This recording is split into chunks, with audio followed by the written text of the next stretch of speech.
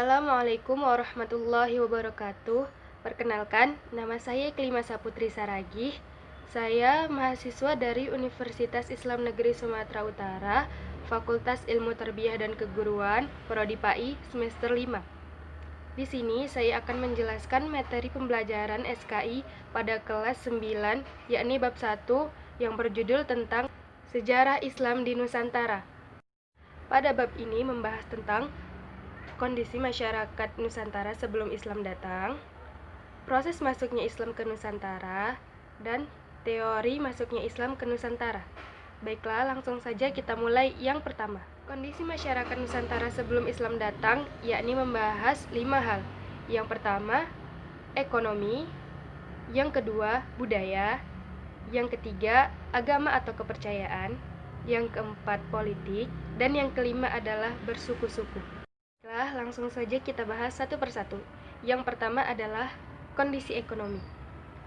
Sebelum kedatangan Islam, kondisi perekonomian di Nusantara sudah cukup bagus, dikarenakan tempat Nusantara pada saat itu merupakan tempat yang strategis untuk jalur perdagangan antara ASEAN Eropa, selain jalur Turki, dan Arab Cina, hingga menjadi tempat singgah maupun berdagang.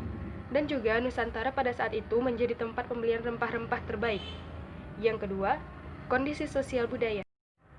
Penduduk Indonesia terdiri dari berbagai suku bangsa yang masing-masing daerahnya mempunyai corak, seni, budaya, dan bahasa yang beragam. Berbagai perbedaan itulah yang membentuk keanekaragaman suku bangsa di Indonesia.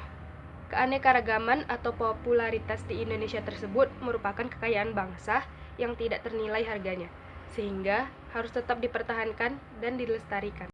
Yang ketiga yaitu kondisi agama atau kepercayaan. Masyarakat yang tinggal di Indonesia sebelum Islam datang sudah mengenal agama atau kepercayaan.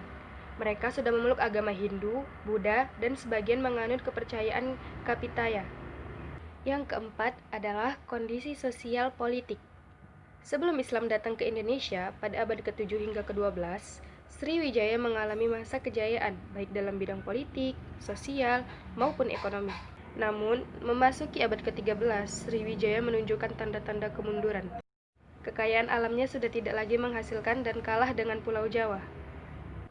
Kemudian, muncullah Majapahit sebagai kerajaan yang memiliki kekuatan dan pengaruh lebih besar. Kemunculan Majapahit ini semakin memperlemah kedudukan Sriwijaya. Kejayaan kerajaan Majapahit ini terjadi pada masa pemerintahan Raja Hayam Wuruk. Majapahit kemudian mengalami kemunduran yang lebih banyak disebabkan oleh adanya konflik internal. Pada tahun 1478, Majapahit mengalami keruntuhan. Yang terakhir yaitu yang kelima, kondisi suku bangsa. Masyarakat Indonesia memiliki suku bangsa yang beragam. Keragaman tersebut terbentuk oleh jumlah suku bangsa yang mendiami berbagai daerah yang tersebar dari Sabang sampai Merauke.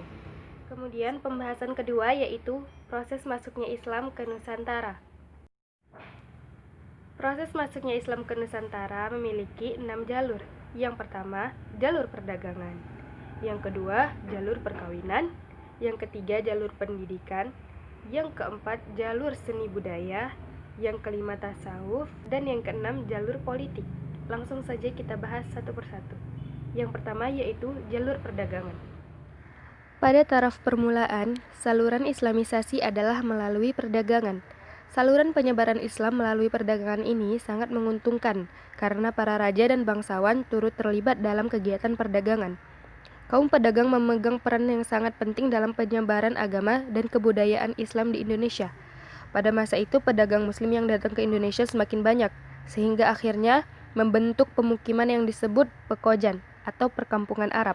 Dari tempat inilah mereka berinteraksi dan berbaur dengan masyarakat asli sambil menyebarkan agama Islam. Kemudian yang kedua adalah jalur perkawinan. Dari segi ekonomi, para pedagang Muslim memiliki status sosial yang lebih tinggi dan unggul daripada kebanyakan masyarakat pribumi. Hal ini mengakibatkan penduduk pribumi, terutama putri-putri bangsawan, tertarik untuk menjadi istri dari para saudagar tersebut. Jalur perkawinan ini lebih menguntungkan dan lebih mempercepat dalam penyebaran agama Islam. Sebab jika terjadi perkawinan antara anak bangsawan, raja, atau adipati karena mereka adalah orang-orang yang mempunyai kekuasaan dan pengaruh sosial yang kuat, maka keislaman mereka akan diikuti oleh masyarakat atau pengikutnya, sehingga turut mempercepat proses islamisasi. Yang ketiga adalah jalur pendidikan. Proses penyebaran Islam juga dilakukan melalui jalur pendidikan. Dalam hal ini, model pembelajaran dilakukan dengan cara sederhana. Menurut Kiai Haji Sahal Mahfuz, model tersebut dinamakan dengan halakoh. Pembelajaran halakoh merupakan cikal bakal pendidikan pesantren yang di kemudian hari berkembang menjadi pondok pesantren. Model pendidikan ini memiliki ciri khas santri atau peserta didik menginap di asrama dengan dibimbing oleh guru, kiai, ataupun ulama. Yang keempat adalah jalur seni budaya. Penyebaran Islam melalui kesenian yang paling terkenal adalah pertunjukan wayang. Sunan Kalijaga adalah tokoh utama yang paling mahir dalam memainkan wayang. Ia tidak pernah meminta upah pertunjukan, tetapi mengajak penonton untuk mengikuti ucapan kalimat syahadatain. Yang kelima yaitu melalui jalur tasawuf. Pengajar-pengajar tasawuf atau para sufi mengajarkan ilmu tasawuf yang bercampur dengan ajaran yang sudah dikenal luas oleh masyarakat Indonesia. Mereka mahir dalam hal-hal magis, yaitu sesuatu yang berhubungan dengan hal gaib, dan mempunyai kekuatan untuk menyembuhkan. Di antara mereka, ada yang mengawini putri-putri bangsawan setempat. Dan yang terakhir, yang keenam, yaitu melalui jalur politik. Di beberapa daerah di Indonesia, kebanyakan rakyatnya masuk Islam setelah penguasa atau rajanya memeluk Islam terlebih dahulu. Pengaruh politik para raja dan penguasa tersebut sangat membantu tersebarnya Islam di Indonesia. Kemudian pembahasan terakhir, yakni yang ketiga, mengenai teori masuknya Islam ke Nusantara. Teori masuknya Islam ke Nusantara memiliki 4 teori. Yang pertama, teori Mekah. Yang kedua, teori Persia. Yang ketiga, teori Gujarat. Dan yang terakhir, teori Cina. Teori Makkah mengemukakan bahwa Islam masuk ke Indonesia pada abad pertama Hijriyah atau abad ke-7 Masehi. Adapun orang-orang yang membawa Islam ke Indonesia berasal dari bangsa Arab, terutama Mesir. Teori Makkah ini didukung oleh Hamka, Van Leeuw, dan Arnold. Pendukung teori ini menyatakan bahwa pada abad ke-13 sudah berdiri kekuasaan politik Islam. Jadi, masuknya Islam ke Indonesia terjadi sebelumnya, yaitu pada abad ke-7. Begitu pula yang berperan besar terhadap proses penyebaran Islam adalah bangsa Arab. Yang kedua, teori Persia berpendapat bahwa Islam masuk ke Indonesia pada abad ke-15 dengan dibawa oleh bangsa Persia, atau yang sekarang disebut dengan bangsa Iran. Teori Persia didasarkan pada banyaknya kesamaan antara budaya Persia dengan masyarakat Indonesia. Yang ketiga, teori Gujarat mengemukakan bahwa Islam masuk ke Indonesia pada abad ke-13 Masehi. Bangsa Gujarat atau Cambai dari India diyakini sebagai pihak yang membawa Islam ke Indonesia. Dan yang keempat, teori Cina didasarkan pada asumsi adanya unsur kebudayaan Cina dalam sejumlah unsur kebudayaan Islam di Indonesia. Berdasarkan sumber klonik dari Klenteng Sampokong di Semarang yang memperlihatkan pengaruh orang-orang Cina dalam penyebaran Islam di Indonesia.